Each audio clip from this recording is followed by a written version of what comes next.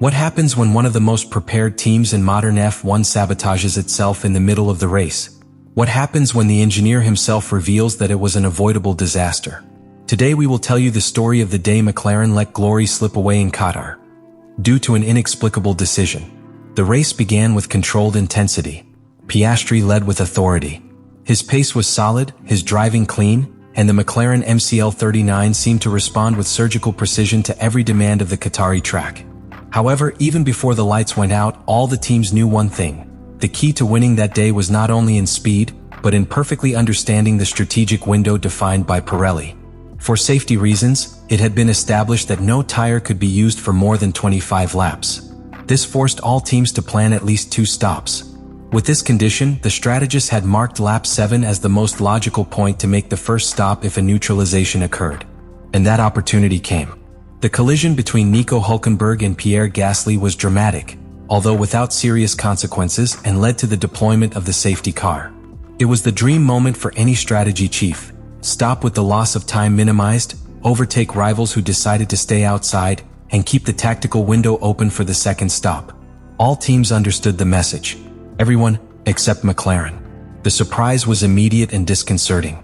As the cars entered the pits, everyone's eyes were fixed on the McLaren pit wall. Where was Oscar Piastri? Why didn't he come in?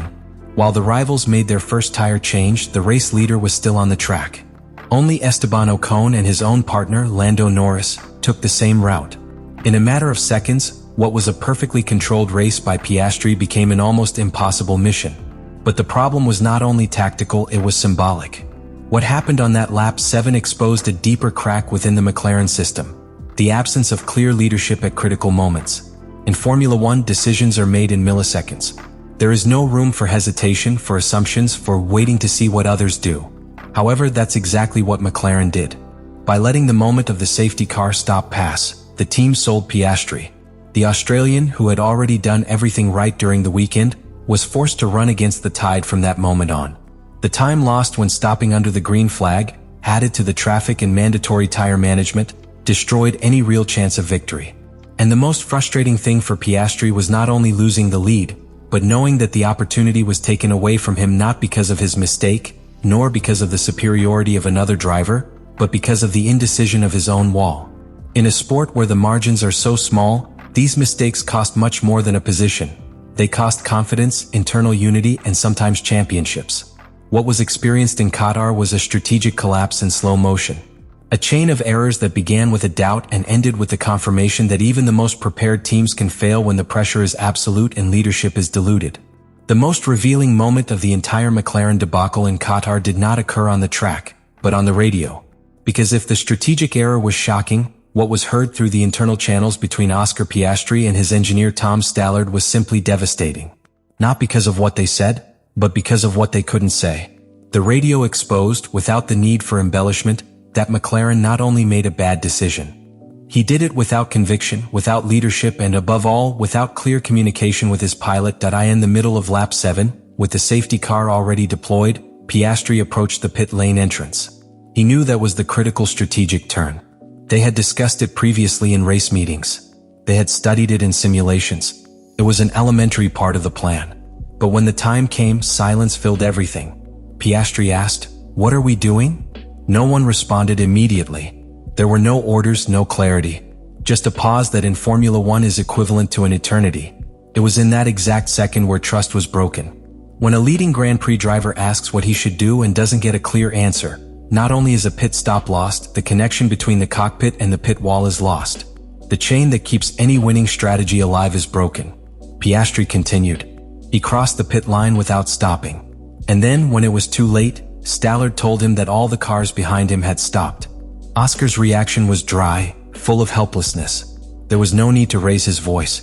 With 2 words he said it all: "We are in trouble."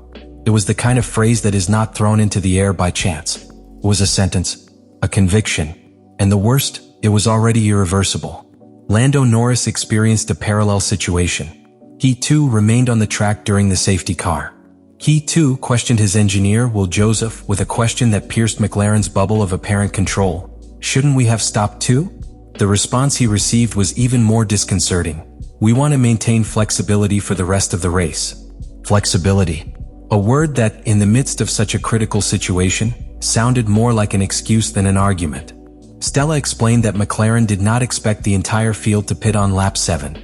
According to him, being the leading car, they could not accurately predict what the others would do. In his mind, the possibility of the others staying on the track was real, enough to justify keeping Piastri out. But that vision was completely disconnected from the reality that the other 9 teams were able to read. Everyone understood the situation. Only McLaren failed to anticipate the most basic logic of the moment. His words were blunt. It was a decision. But as a matter of fact, it was not the right decision.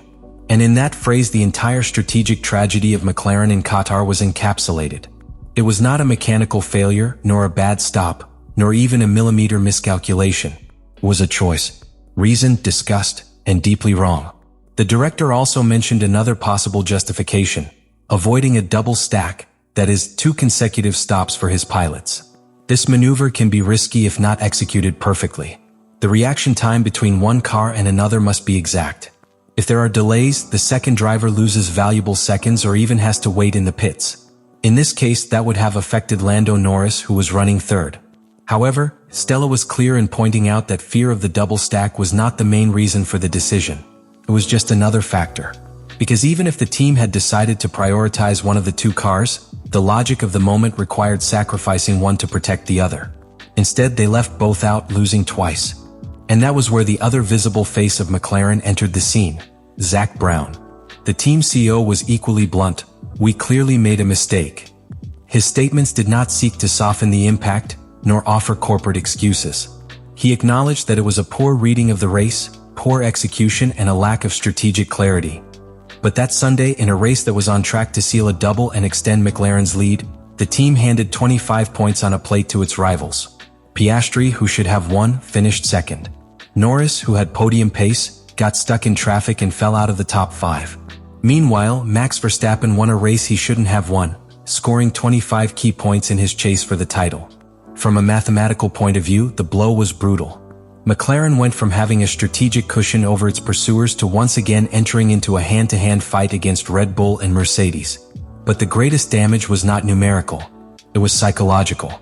For Oscar Piastri, the Qatar race represented more than just a potential victory. It was his moment of definitive affirmation. After a 2024 season in which Norris was the team's main driver, the Australian was beginning to build his own narrative as a legitimate title contender. The pole position, the control of the race, the dominant pace, everything pointed to consolidation. But all that evaporated because of a decision he didn't make.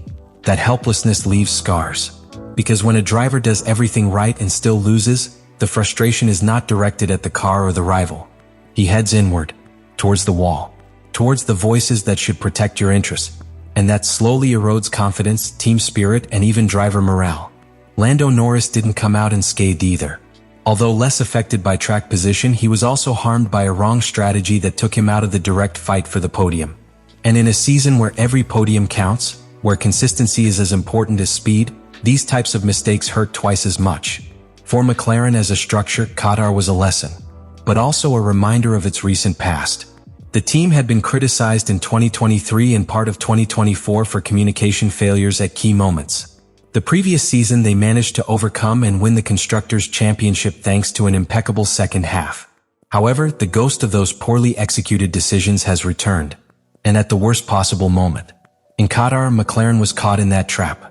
Instead of making a quick, logical decision based on reading the environment, the team entered a spiral of speculation. What will the rest do? Should we need more flexibility or control? What if we double stack? What if not? But while those questions swirled without answers, the window closed in front of their eyes. What do you think of all this? Was it good or did they react too late? Leave me in the comments.